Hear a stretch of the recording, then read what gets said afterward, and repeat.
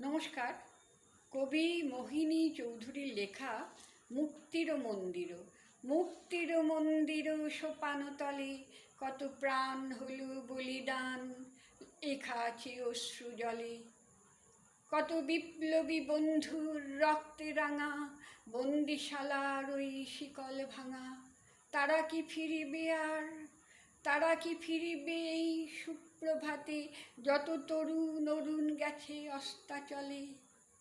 যারা স্বর্গগত তারা এখনো জানে স্বর্গের চেয়ে প্রিয় জন্মভূমি। এসো স্বদেশ ব্রতে মহাদীক্ষালোভী ওই মৃত্যুঞ্জয়ীদের চরণ চুমি।